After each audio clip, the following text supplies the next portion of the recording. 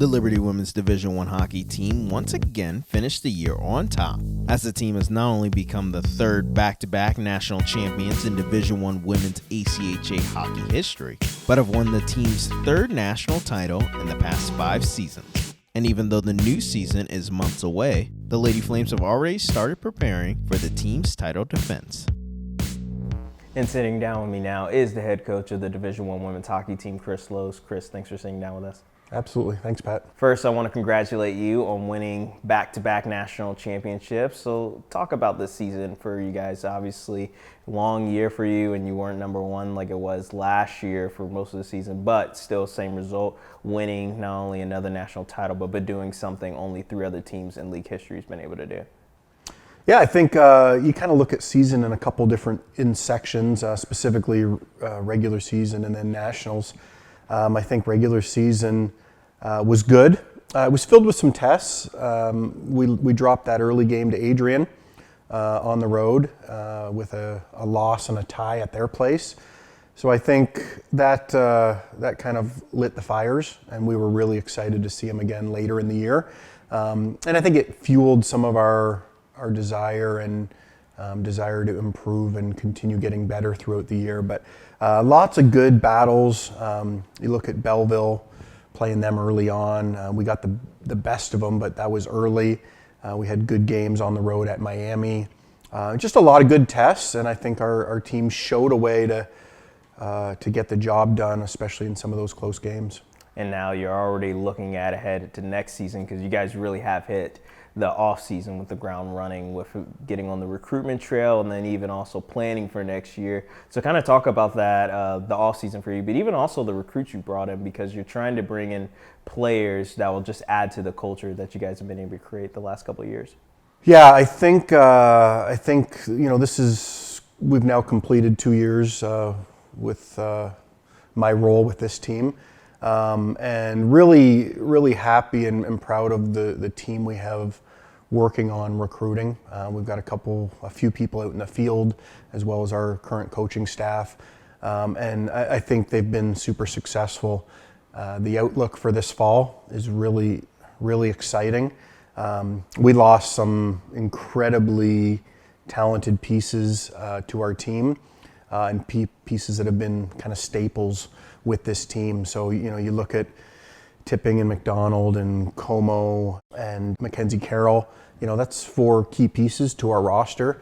But we're super excited about the people we have coming in. You're right, not just on the ice, talented hockey players, but kind of what they'll bring to our locker room and our overall team dynamic.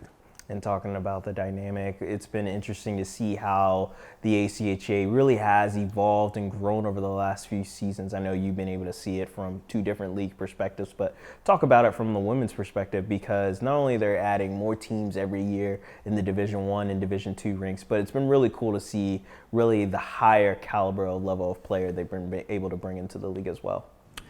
Yeah, the ACHA as a whole is growing and continuing to get better and get stronger. I think specifically the Division I level for women's is seeing growth. The adding of Minot State and Bishops this coming season is just going to make it very crowded at the top. And I've seen their recruiting classes they have coming in, and they're filled with talent. And I think they'll push a lot of teams that have been there for a long time. So I'm excited just to kind of continue to add rivalries, add talented teams, and well-organized, well-coached teams. And talking about you being a staple here with Liberty Hockey, there's probably not many more people that have more years under their belt than you, now being a former player, then becoming a coach of the men's team, and now of the women's team. Talk a little bit about how the programs just kind of evolved over the years, from having only one team that had to travel an hour away for practice, and that was back when your heyday, when you were playing, but even more so now 5 teams with their own rink on campus. Yeah, it's an exciting time for Liberty Hockey. Just seeing the growth and seeing the impact that this hockey department as a whole is able to have an impact.